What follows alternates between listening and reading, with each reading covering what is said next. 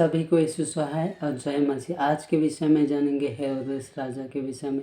हेरोदेस राजा कैसा राजा था उसके विषय में जानेंगे, और यीशु को क्यों मार डालना चाहता था उसके विषय में जानेंगे। वो उन दोनों की बात है जो हेरोदेस के समय में यीशु का जन्म हुआ तो पूरब से कोई ज्योतिषी यरूशलेम आकर पूछने लगे, जो यहूदी के राजा जिसका जन्म हुआ है कहाँ है? हमने पूरब में उसका तारा देखा है। यह समाचार सुनते ही हेरोदेस और यरूशलेम के सारे लोग घबरा गए। तो हेरोदेस ने ज्योतिषियों को चुपके से बुलाकर पूछने लगा, तारा किस समय दिखाई दिया?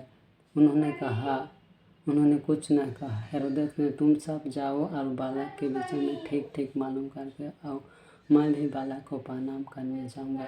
और राजा की बात सुनकर चले गए। उस स्थान पर पहुँचे जहाँ यीशु और माता मरियम था, और ज्योतिषी पहुंचकर मुंह के बाद झुककर नन्हे यीशु को प्रणाम किया। उसके बाद अपने अपने थैला खोलकर सोना लोबान गंधराज चढ़ाए। उसके बाद स्वर्गदूतों के द्वारा ज्योतिषियों को चेतावनी दिया गया, हेरोदेस के पास मत जाना।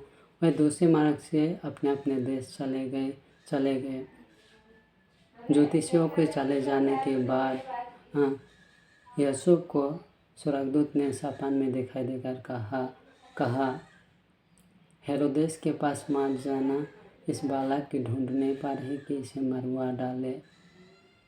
उसी रात यूसुफ उठा और मिस्र देश चला गया।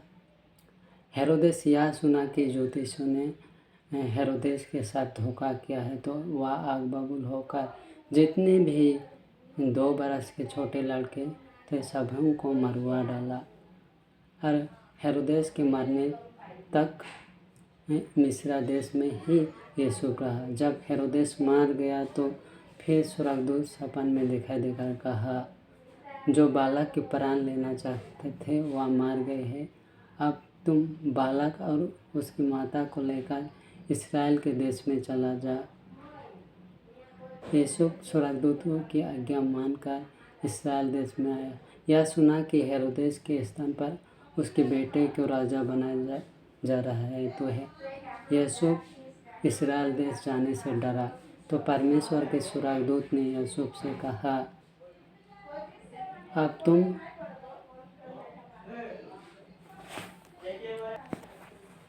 अब तुम गलील की नासरत देश में चला जाए, क्योंकि भविष्यद्वक्ता के द्वारा कहा गया था वह यीशु नासरीत का कहलाएगा। हमने देखा कि हेरोदेस किस प्रकार हर यीशु को साजिश कर रहा था मार डालने की, लेकिन सफल नहीं, क्योंकि यीशु के साथ परमेश्वर था। आप लोगों को कैसा लगा यह छोटा सा वीडियो? और यूट्यूब चैनल का मेरा पहला वीडियो है। अच्छा लगा तो लाइक करें और सब्सक्राइब करें और शेयर भी करें। Thank you.